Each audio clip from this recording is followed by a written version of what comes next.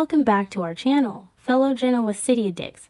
Today is a fantastic day to unpack the absolute roller coaster we just witnessed.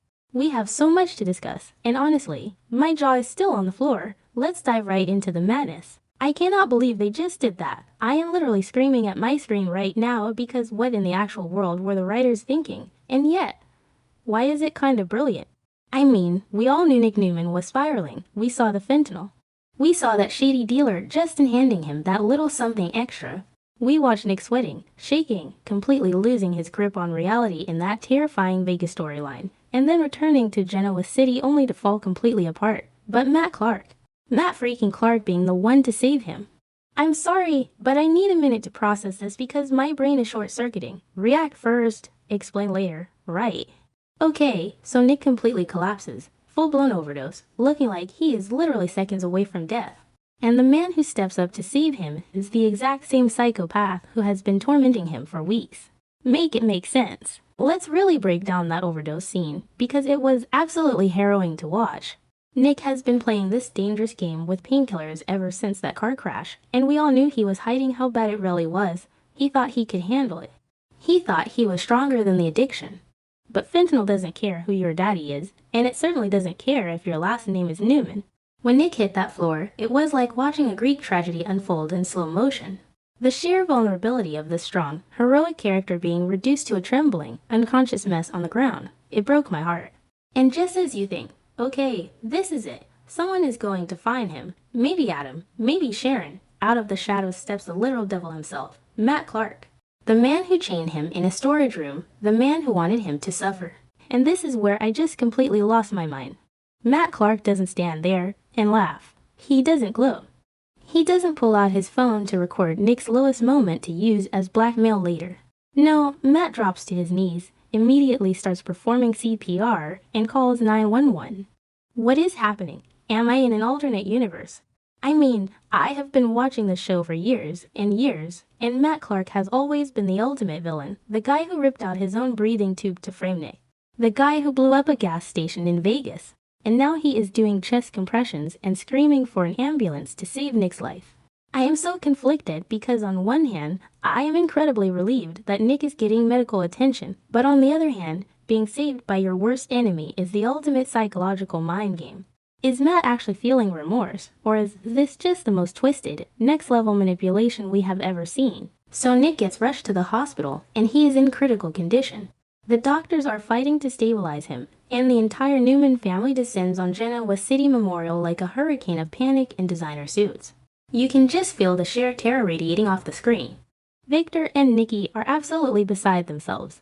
Nikki is already dealing with these terrifying, agonizing headaches that she's been hiding, and now she has to watch her son fighting for his life on a ventilator. The stress is going to kill her. And Victor, oh, Victor, you can see the exact moment his fear turns into pure, unadulterated rage. Because the Newmans are entirely stunned. They cannot wrap their heads around the fact that Matt Clark is the one who called the paramedics. It doesn't compute for them, and honestly, it doesn't compute for me either. Victor and Nick immediately start questioning everything, and I don't blame them one bit. Victor is pacing the hospital waiting room, barking orders, absolutely refusing to believe that Matt did this out of the goodness of his heart. Victor is convinced this is a plot. And frankly, Victor is usually right about these things. He and Nikki are spinning theories, wondering if Matt intentionally gave Nick a bad batch of drugs just so he could swoop in and play the hero. Is Matt trying to clear his name? Is he trying to force the Newmans to owe him a life debt? Because let me tell you, owing a debt to Matt Clark is worse than making a deal with the devil. But then again, maybe we are all just as paranoid as Victor. What if Matt's amnesia has genuinely changed him? Wait, I'm getting ahead of myself. Let's talk about the amnesia, because Matt actually has the absolute audacity to face the Newmans at the hospital. He stands there, looking Victor Newman dead in the eye, and tries to explain his actions. He starts hinting at his recent amnesia, trying to play the I don't remember being a monster card, and honestly, Josh Yomaro and the actor playing Matt are acting their faces off in this storyline. Matt looks genuinely conflicted. He looks like a man who is trapped between the horrifying sins of his past that he can barely remember and a desperate, burning desire for redemption in the present. He tells Victor that he saw a man dying and his instincts just took over. But Victor is looking at him like he is a cockroach that needs to be crushed. The tension is so thick you could cut it with a knife. Can a man who has done such evil things truly be redeemed just because he forgot he was evil? While Victor is yelling at Matt, Adam and Victoria are actually using their brains and doing some secret investigating. And thank goodness for that, because someone needs to figure out what the heck is actually going on. Adam channels his inner spider and teams up with Victoria to dig into Matt's recent past. And guess what they find? They start uncovering the massive, tangled web of manipulation involving Phyllis Summers and Patty freaking Williams. Yes, they realize that Phyllis and Patty have been using amnesiac Matt as a literal weapon in their own twisted war. Phyllis was trying to use him as a bargaining chip against Victor, and Patty has been manipulating him into thinking they are kindred spirits.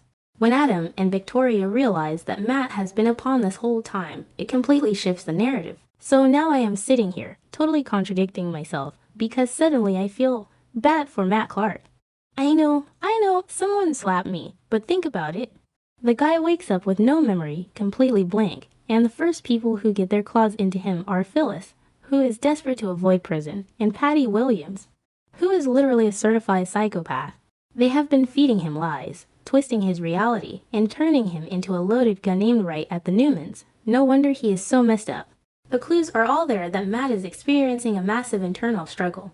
He is battling the dark, violent instincts that are hardwired into his brain against this new, fragile desire to just do the right thing.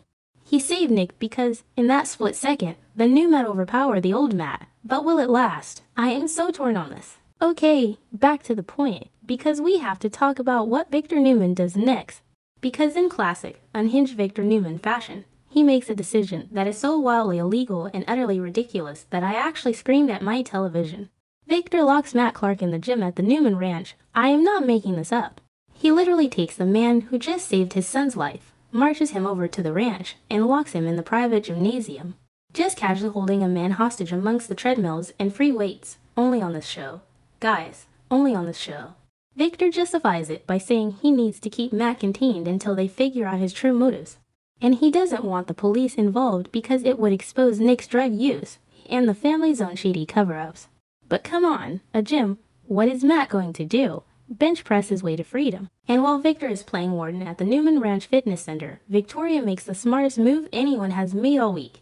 She realizes that Nick is going to need serious, intense help to beat this fentanyl addiction once he wakes up. She knows Victor's tough love screaming matches aren't going to work, and she knows Nikki is too emotionally fragile right now.